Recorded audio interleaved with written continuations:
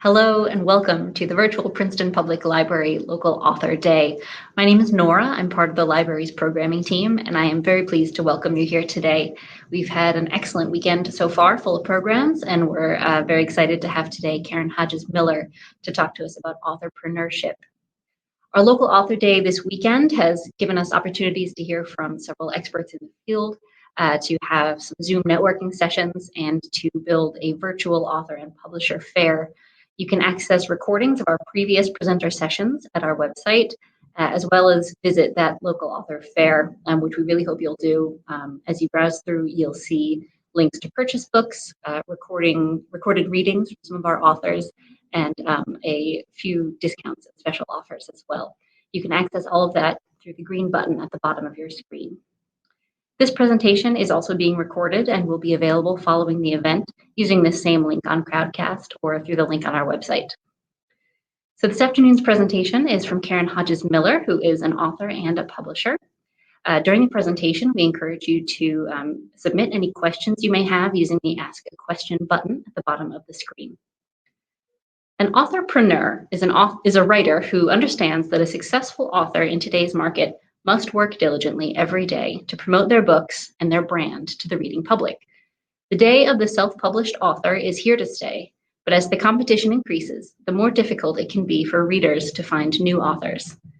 Karen Hodges Miller gives you advice on how to become a successful authorpreneur in today's publishing market.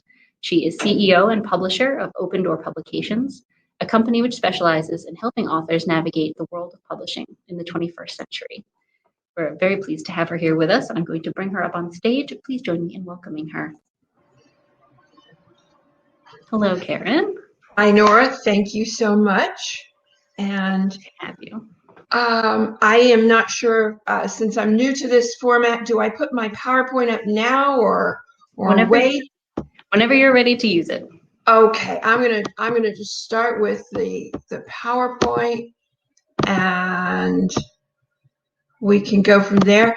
And I am not totally comfortable doing this particular format, so I am going to do the presentation, close it out, and then go back to the screen and let people ask questions. I think that'll be easier. So let's see. Okay, and as Nora just said, an authorpreneur is a writer who understands that to be a successful author in today's market, they must work diligently every day to promote their books and their brand to the reading public. Also, an author with an entrepreneurial spirit. So that is my definition. I did not make up the word, I heard someone else use it, and I have co-opted it for my own. So I've been to two of the networking groups yesterday and today, and a lot of people are talking about how hard it's been to sell books in the last year. So let's look at a few trends. Books, music, and video saw the largest increases in online sales of any category of products in the last year. In May 2020, book, music, and video sales increased 62% over May of 2019. The statistics I found did not break it out to what was books, what was music, what was video. It had them all together. So I cannot tell you, but there was a big increase for authors and book sales. Unfortunately, it's been harder for smaller authors to break through, which is what we're going to talk about. In 2020, book sales were the highest they've been in 15 years, with 627 million units sold. This 620 million units includes 133 million ebooks. Paper books are still selling significantly more units than ebooks, but ebook sales grew by approximately 45 million units in the past year. Now, I'm not sure that will continue to increase, and I can talk about some personal examples in a little while. As people are dying to get out and do things in person, and going to a bookstore is one of them. But 48% of shoppers say they will continue to buy online after the pandemic and social distancing have ended. So the pandemic marketing strategies you learn now are going to be valuable for years to come. People are still going to like that convenience of buying online. And for the ebook reader, that it's 11 o'clock at night and I need something to read and I can go on Amazon and click and I have a new book to read, that's never going to end. You either love it or you hate it. Over 1.5 million new books are self-published each year. So for most of the people on this webinar, and I know some people are not self-published, some are, but I think in this group, there's a lot of people who are self-publishing. This is your competition. 1.5 million books just self-published. Amazon's Kindle Unlimited paid out over $250 million to indie authors in 2019, apart from regular sales or sales of paper books. 1 in every 4 books that sells on Kobo comes from their self-publishing platform, Kobo Writing Life, which that helps authors, who are obviously doing it themselves. Kindle Unlimited, which is Amazon's ebook subscription program, is estimated to represent about 14% of all ebook reads in the Amazon ecosystem. And 85% of these books are produced by self-published authors. So let's talk about how you become an authorpreneur. Learning to help readers with choice overload. As you can see, with all these millions of books being published every year, and the thing with Amazon is they don't go away unless you work very hard to get them to go away. So it's the million books published this year plus the million books published the year before and the year before that. What is choice overload? Readers have so many choices, they just give up and purchase nothing. And I'm sure we've all had that as we're looking, whether it's Amazon or Macy's or any other website that you're planning to buy on. And it's different than going in a store. Everything is there, whether when you're at the store, it's only what's available in the store that day. Online, it's everything they've ever can sell. So how do you convince prospective readers to choose your book over all the other possible choices? Promote reading. So one of the things you want to do as an authorpreneur, and that's what we're all doing here this weekend, a good authorpreneur promotes reading, not just their own books, but books by other authors as well. Review and recommend authors' books to your readers. Support your local library and literacy programs. Post general articles about the benefit of reading, and look for other ways to encourage your friends and fans to read, read, read. I want all of you to be on social media. I know some of you hate social media. It is the way you are connecting today with your fans and your readers, and it's going to continue. It was here before, it's even bigger now. So one of the other things you need to do is increase your discoverability. When someone types something into Amazon, how are they going to find you? They want a romance. How are they going to come up with your particular romance? They've never heard of you. They're just looking for some kind of romance book, and how are you going to show up? So this is increasingly difficult.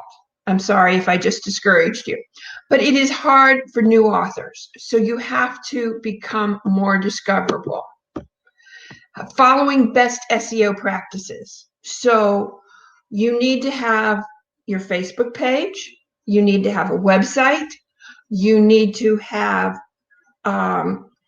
reviews from book bloggers. You need to make sure that the keywords that you are using on your Amazon KDP page all are working to bring readers to you. So, successful authorpreneurs use a variety of methods to gain recognition. Speaking engagements, they're coming back. I promise you. I was talking about this earlier at one of the networking sessions. I know a lot of authors. I know a minuscule number of authors in the world of books, but I know one person who's already done an in-person event, and two who are planning them for this summer. So when we get to questions, I'll let you talk about some suggestions if you want to ask me about suggestions. Writing articles, write articles in online publications. Write articles and put answers to articles in places like Reddit. All of those things increase your visibility. So my motto: a day you are not marketing your book is a day you are not selling. I have written a book on how to sell your book. I'm going to put this in the chat, but my book, which just came out in April 15th, is How to Sell Your Book Today. And it is available on Amazon as an ebook and a paper book. And if you're not sure that you want to read it, you can go to this site and read a free excerpt. And here is a contact information for me, and I'm going to now stop sharing, and I'm back. Okay. I am going to real quick make sure this information gets into the chat. I think it's there, but I will put it up again. And all right, Nora, if you want to help me out with questions, I would love that. Absolutely. Welcome back to me, I guess. Welcome back to you. To seeing you. We would love if you have questions about anything Karen's talked about or any sort of tangential topics. She is full of knowledge. Again, she is both an author and a publisher, and has a lot of experience in both of these realms. So we encourage you to please put your questions in the Ask a Question box below. I will also, again, put in a plug for our author and publisher fair, which you can find a link to in the chat, as well as to our next Zoom networking session, which will follow this presentation. It starts at 3. But do we have questions from the crowd here? Some tips for the parenting market. Okay. I don't think the parenting market is really that much different than most other nonfiction markets. Lynn, can you tell me what age of child your parents you're writing about? Is it elementary or preschool to high school? Okay, great. You are one of the people that is having a hard time. The best place for a parenting book, go to the PTAs, talk to them, see if you can be a speaker for them. That's hard right now because the PTAs aren't meeting, but I'm thinking that in the fall that would be one of your best ways to get yourself out there.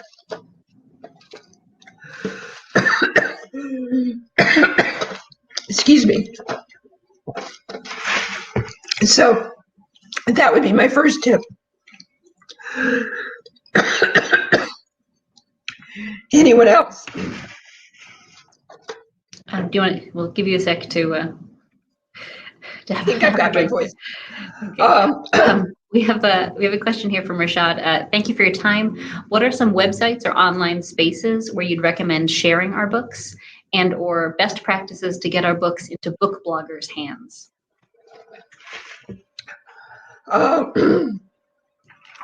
Okay, one of the best ways to quickly get your your blog into book bloggers' hands. Sorry, my voice is gone. It'll come back eventually.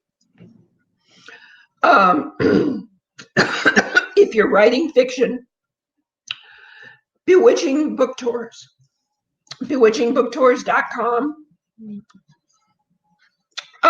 They charge about $50. They do a virtual book tour. You show up on 10 to 15 different websites, different bloggers. They have a variety of interview questions. Their prices start at $50. They are well worth it if you're a fiction book. They're not so good for nonfiction. And despite the Bewitching Book Tours, you don't have to be a fantasy or sci-fi. Any kind of fiction book will work for them. After that, it's hard work. We were talking earlier in networking session about you have to either spend money or you have to spend time. So this is one where you have to spend time. And you are going to go into Google and you're going to search book bloggers in your specific category. And then you're going to individually write to them. The thing about book bloggers is they come and go. So pick 40 or 50 of them who are going to you're going to send an email to, and maybe you'll get 10 answers. The ones who are active can be a little bit backed up. So seriously, you need to find a lot of book bloggers to make that work. It's a slow, tedious process, but it does work. So. And then also for anything different in that answer if you were talking for books for children specifically? Okay. I have one author I work with who's a middle school writer, and she says she always feels like she reads things about how to promote your book, and it says, but if you're a middle school writer, it doesn't work. But you have to remember, if you are writing for children, you have two audiences. You have the child and you have the parent. The child is probably not buying the book. The parent is hearing about the book, or the grandparent giving it for Christmas. And they are in some way approving the purchase. So you're really targeting the parent. So look for those parenting blogs.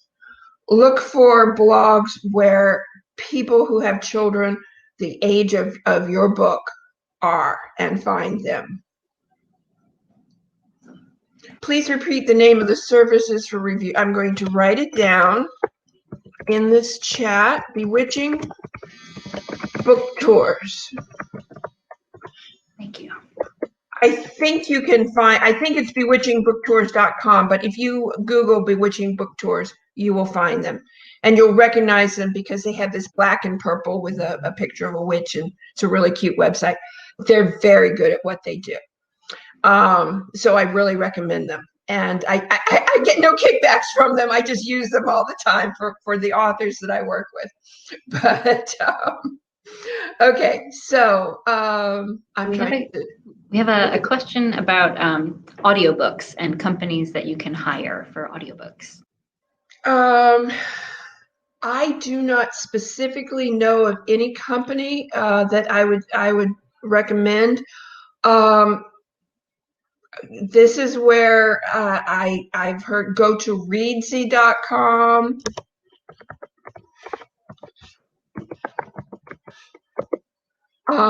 That would be a good place to start looking for someone who can do an audiobook.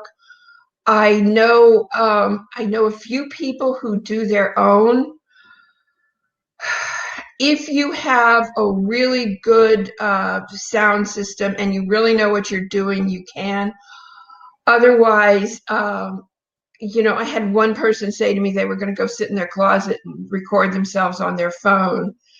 And it's going to sound like you're sitting in the closet recording yourself on your phone, and that's not going to be a professional way to promote your book. So keep looking for people. I do not have a lot of contacts for audiobooks.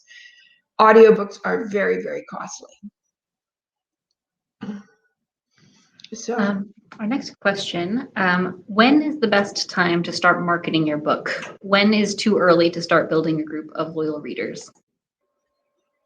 No time is too early. I'm going to say 3 to 6 months is probably ideal. And there's different things to do at different times. And telling people about your book and that it's coming to people on Facebook is something you certainly need to be doing 3 to 6 months in advance. Those are your friends and family. Those are the people who are going to buy your book, no matter what, because they love you and you want them to know that. And then when you talk about more social media like Twitter, there's no point in really starting a Twitter campaign until you have something to sell. Have at least a pre-order book up so that people can pre-order. You can pre-order, I believe it's 6 months in advance. You can pre-order an ebook. You can set up a pre-order at least 6 months in advance on Amazon. You cannot do a pre-order for a paper book on Amazon. The day it comes out is the day it is available. So one of the things I like to see people do is set up the pre-order. That way they start telling people about it. They have a date that it's going to be available. They might not get a huge amount of ebook sales if their audience tends to be paper books, but it's a way to tweet about it coming soon. I put my book out on April 15th, and the pre-order was set up for the ebook, but I was panicking a little bit. I wasn't sure it was going to that the paperback was going to show up. I wanted it to show up a couple of days early, but as always happens with Amazon, they have their own way of doing things. But the morning of April 15th, the book did show up at the perfect time. So it was available. So there's no point in doing a Twitter campaign until you have a place where they can go. You can also, and I know some authors who love to do this and some who hate it, you can set up on a website your own pre-orders with PayPal. You order the books at author cost and you send them. That way you can send an autographed copy, or you can add some little extra thing for them. So awesome. We do encourage you to keep adding your questions. I'll ask a question actually right now. If in terms of social media, do you find that different platforms work better for different types of writing? Are any of them maybe more preferable if you're writing fiction versus nonfiction, or for adults versus children? Authors seem to be on Facebook. Authors do well on Facebook. Unless you are, a really like PhD engineer or something like that, put your book on Facebook or have an author page on Facebook separate from your personal page and post on that. Instagram is another great place. There are a lot of Instagram bloggers, book bloggers, talking with them, getting your book up. There's no one right answer. There's the only wrong answer is not doing anything. You have to find who you are targeting your book to and where are they. So someone whose audience is younger might be really going to Reddit, while someone else, particularly if you have a book that's very visual, you might want to be on Instagram. So it depends on your genre and your readers. Great, thank you. We have another question here in the box. Is it a good idea to put excerpts on your website and collect emails? Yes, yes, yes, and yes. Yes, put excerpts on your website. And I did, one of the things that I put up there was a way to get to an excerpt from my book. So if you're like, I don't know if I want to spend money on her, let's see what it looks like. You can go and you can read a chapter or two of a book, and there is a way for you to decide. Always give people a way to see who you are and what you do. And the other thing that I really haven't talked about is reviews. I want everyone to work on getting reviews. Reviews show other people that other people have read the book. They show that other people have found value in the book. A lot of studies show that people read reviews to make up their mind for a purchase. Every time I say that, somebody will tell me, well, I never read a review. Okay, you are the exception. More people are reading reviews than not. So anything you do at the back of your book, particularly at the back of an ebook where you can create a link, say, if you like my book, please review it.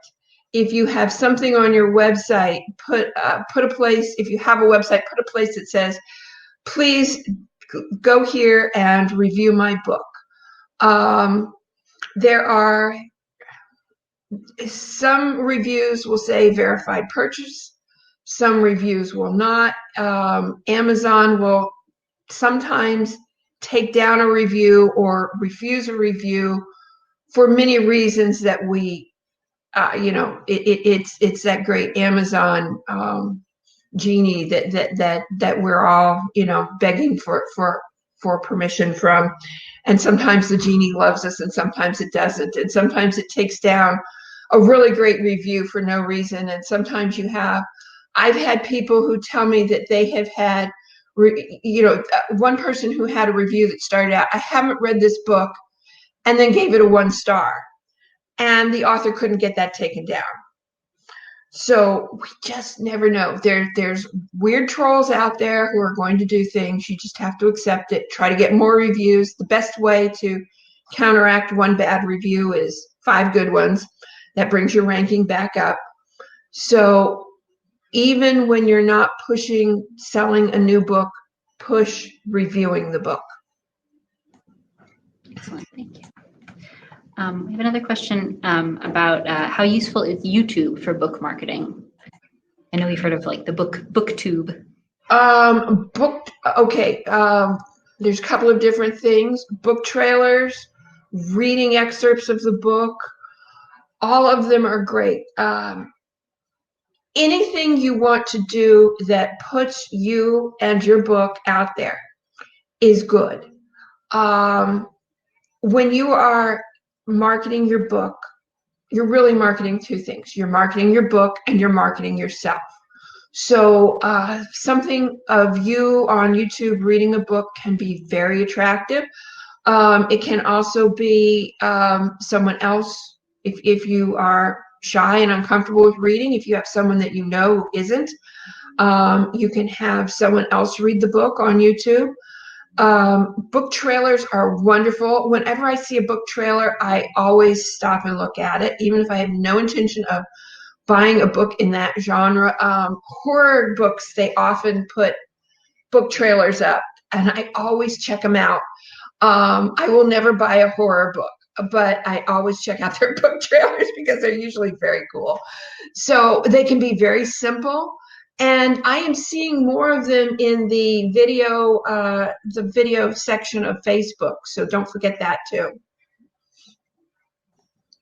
And I don't understand. Maybe I'm looking at this backward. I'm not seeing where you're seeing the questions. In the ask a question box at the bottom of the screen. There we go. Okay. So Is an email newsletter essential for authors? Not totally essential, but it's a really good thing. And I was listening to a podcast the other day, and it was by someone who was just starting to write a book, and she was in IT industry and was saying that book marketing was so different than anything she'd ever done, that basically she'd put up a product before and send out one email saying, here's the product, and people came and bought it, or they didn't. And that was it. And then she put out another product. But she was finding that when marketing a book, even though it was also a technical book about IT, she needed to keep on telling people and drip marketing. So collecting emails, collecting names so that you can send out a newsletter. You don't have to send out a newsletter every month, but sending out a newsletter when you have something new to tell them.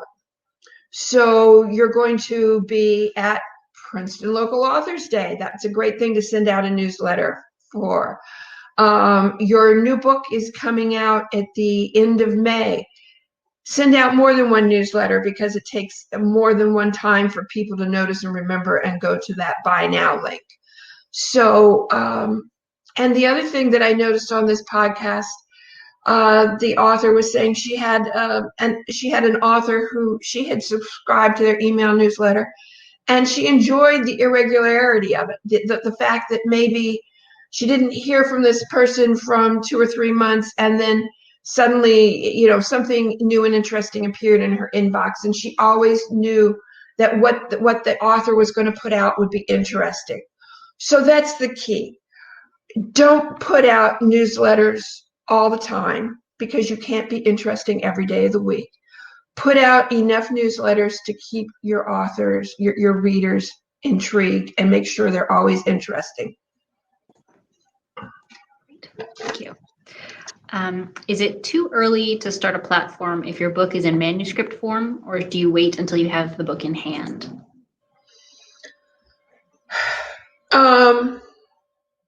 Start working on your platform now. You cannot create the platform after you have the book in hand. When you've got that proofread copy, you're going to want to push buy now.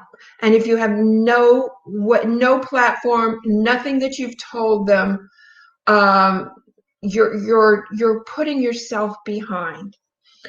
Amazon has a very bizarre way of checking rankings. And this is where I feel a little lost in doing this on Zoom, because I'm usually like, everyone raise your hand if you know what I'm talking about. So I'm going to say, I will explain. If you go to Amazon and you pick your favorite author, scroll down to one of their books all the way down, and you'll see that there are usually 2 or 3 genre categories, and it lists the ranking of the book. So you want to maximize your rank right when you come out the gate. If you have a pre-order up, everything that is ordered before the day, we're going to put June 1st. Your book is coming out on June 1st. So you have told everyone that it's coming out. You have to have that platform ready. You have to be on Facebook. You have to be on Instagram. You have to have the website. You have to be sending those emails. You're telling people that your book will be available on June 1st, and pre-order now. So let's say that you get 100 pre-orders. You have no rank until June 1st when the book is for sale. You immediately start with a rank of 100. So it's the first day, you've told people to buy it. 100 people have bought it. Now, on June 2nd, another 100 people buy it. You get credit for half the people who bought it on June 1st and all the people who buy it on June 2nd. So now you have 150. But as the week goes on and the months go on, your sales generally trail off unless you have some new thing to promote. So by June 5th, you've had 5 sales, and you're only getting, you're getting a half of the sales of June 4th, a quarter of the sales of June 3rd, and 1/8 of the sales of June 2nd. Nor am I making any sense here? Okay, because you're the only one I can see nodding their head. So you need to have the platform. This goes back to the question. You need to have the platform ready to go while that book is still a manuscript. Between the time you finish writing, you're sending it for final editing, formatting, proofing. You're doing all of those final little things. That takes at a minimum 3 months. That's when you're out there saying, my book is coming, my book is coming, sign up now for my book. Because if you wait until the day of publication, it's going to take you 2 or 3 months for people to notice, and you've lost all of that momentum, and you don't get, you get 2 people buying it on June 1st and 3 buying it on June 5th, and you never pick up the momentum for a good rank.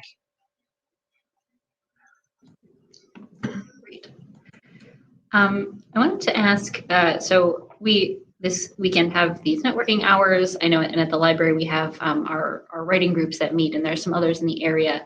Can you suggest any other places for authors? Like it's so important for authors to kind of meet with other authors, or at least be connected with them, not only to promote each other's work, but also just for that sense of, you understand what I'm going through in this process.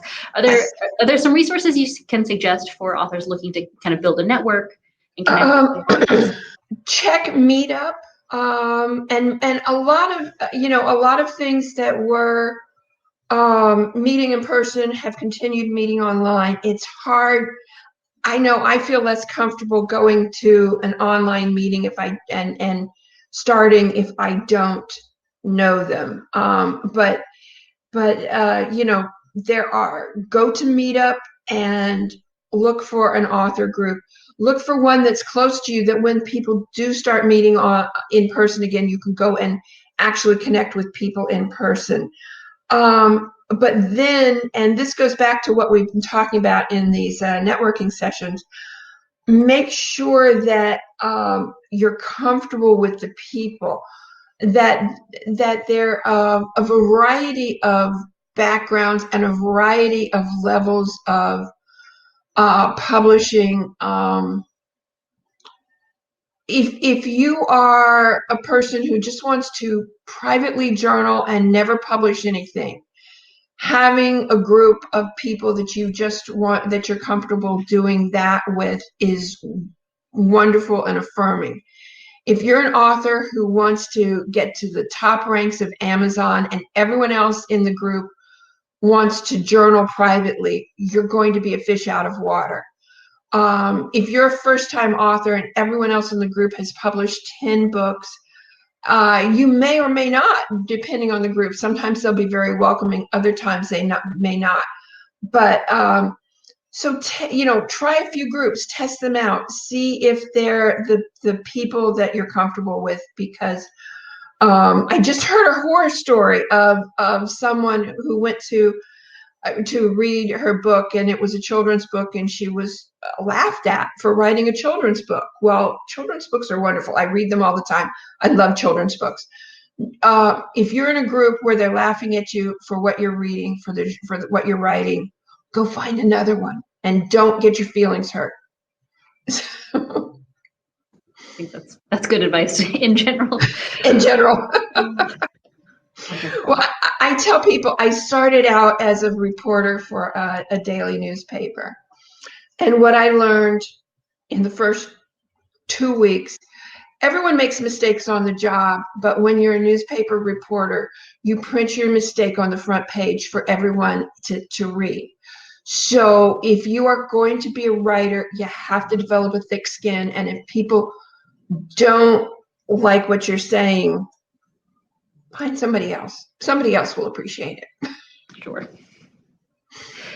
When you were first starting in your, I'm not sure which came first, your author journey or your publisher journey, but did you have mentors or people that you looked to for guidance? And can you talk about that process at all? Okay, so I started at a newspaper. So I started working at a daily newspaper. I switched to working at a weekly newspaper. And then I owned a monthly magazine for a while. So I tell people, and now I do books. So I tell people as I've gotten older, my deadlines just have gotten longer because I can't do those fast turnarounds anymore. So I, I struggled to find mentors in the book industry because I I happened onto it. I had been in newspapers and magazines, and if anyone knows any newspaper reporters, they all have the next great American novel in their bottom drawer. And I was working as a newspaper editor, so I would have people um, give me books they wanted edited, and I would see these great books. Not, they would go to a um, agent, they would go to a publishing house, and they would never get published. So when Amazon came along and I saw things shifting toward independent publishing, I started helping authors to to get published. And when I started, I was the only person I knew doing that. The best way I've done, there's Independent Book Publishers Association. They're a really good resource. Go to them, join them, go to their seminars and webinars. Um, Book Life is, publishing today. There's all sorts of journals and things out there to read. Um, finding someone. There's no one right way to publish a book. There's only one wrong way, and that's to put your book on Amazon and ignore it and expect something to happen. But there's no one right way. There's lots of things that you can do. And you're going to hear people say, oh, I did this and it worked and I sold 100 books, and you try it and it doesn't.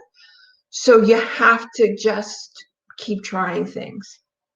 So yeah, I don't feel like I particularly, I've had mentors all over the place, but I can't think of one in particular. It's just, I pick them up as I find them. Well, that's certainly a valid path also. I think sometimes, it can be helpful to have somebody to provide that guidance, but I think for, not everyone has that. And I think maybe there's sometimes also that pressure that if you don't have one guiding hand, you're lost, but it's not that either. I was always that person who was doing it on their own. It's like, oh, there's this new thing. It's self-publishing. We're doing it on Amazon. Okay, I'm going to try that. I was that person who said, yeah, that sounds good. I'm going to turn it into a business. I don't know anyone else doing this, so yeah, I'll figure it out as I go along. Which means that I've reinvented a lot of wheels. Excellent. You, in your presentation earlier, you touched on SEO or search engine optimization. Can you talk a little bit more about that process and kind of some of the paths you can take towards making sure that your book is discoverable? Okay. Disclaimer. I am really not that great at SEO. I am certainly not great at the technical parts of SEO. So I am, this is the basic beginner level because that's where I am. Number one, when you put your book on Amazon, it asks you for keywords. You get 7 keywords. Think of keywords think of how you would search for your book on Amazon. If you're a reader and you're searching for a book just like the one that you've written, and it can be a phrase. It does not have to, a keyword can also be a phrase, but you get 7 words or phrases that you use. Those are one of the important things. Think about using them whenever you are writing about your book. Think about trying to fit them into your book description. That's really hard sometimes. But a big part of SEO is being out there in many places. So one of the reasons, we'll go back to Bewitching Book Tours, because why I recommend them and or other places, other book bloggers. For a first-time author who has no internet presence, doing some kind of virtual book tour immediately will give you 10 or 12 places that when someone types in your name or the name of your book, they will find it. So anything that you can do to write an article, comment on someone else's book, when you comment, put a link to your own book, anything that gives you a link to your name and your book on the internet helps make you more visible. And the newer it is, the better it is. If all of your links are 5 years old, that's not as good as having, 2 or 3 links that are within the last few months. Great, thank you. We're getting close to the end here, but if anybody does have any additional questions, please feel free to ask those now. We will put in one more plug here for our next Zoom networking session, which starts at 3. You can find the access link at the link I just put in the chat there on Zoom. Again, just a chance for our participants today to just casually chat amongst each other, share resources and journeys in some cases. I have been to the first 2 networking events, Zoom networking events, and I'll be at the next one. And I found those invaluable. So if you have an extra hour, go network. It's fun. Thank you. We did get another question here. Are blog articles considered as links for SEO? Yes, definitely. And this is where you have to talk to someone who knows more about it than I do. When you're using it, you need to be putting in hashtags and links and all those kind of things that I don't really understand. But yes, it does work. And get yourself a good website person and ask them what to do, because I am not. I think find an expert is a good answer. Okay, so let me say, yeah, I've a couple of things that I always say. Number 1, if you're not marketing your book today, you're not selling your book today. Number 2, you're either spending your money or you're spending your time. So decide which things that you can do and will do, because I might be very good at something, but I know that I don't want to do it. So that's the thing that you go hire out. If you're good at it and you will do it, that's the thing you spend time on. If it's something you really need, but you're not going to do it yourself, or you can't do it yourself, that's what you spend money on. And the other thing that I did not touch on, and we really haven't touched on in either of the groups that I've been in, is book covers. Covers sell books. You have to have a great book cover. And one of the things I tell people is if I had to do my own book covers, they would all have stick figures on them. That's one of those things that unless you are a great designer and you are not just an artist, but you understand marketing and how a book cover sells, hire it out. So, if you think about how you buy a book today, if you think about how you buy a book in a store, you see the cover and it attracts you. If you think about how you buy a book today, you see a cover on Amazon and it attracts you. The first thing you see is the title of the book and or the cover. And your cover is this big. People are buying the book and they're seeing it in a little tiny, I'm getting my cell phone and seeing if I can really quick. Oh yeah, there we go. Yeah, your cover has to attract somebody that size while it's in with a group of 3 or 4 other books. So you need to have a cover that when it's the size of a postage stamp, mixed in with other postage stamps, something says, let's check out what that one is. So that's the final thing that we didn't say anything about, and that's great book covers. Awesome. That's excellent advice.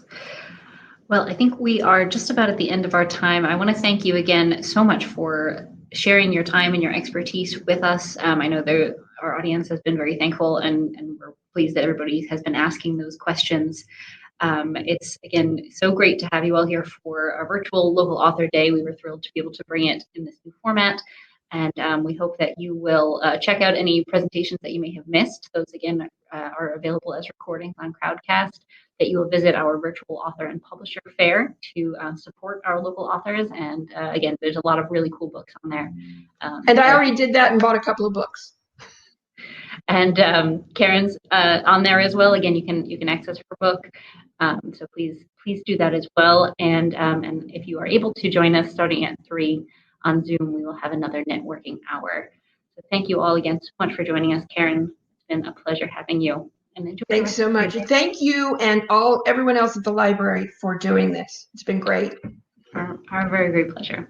Mm-hmm. Farewell for now. Okay.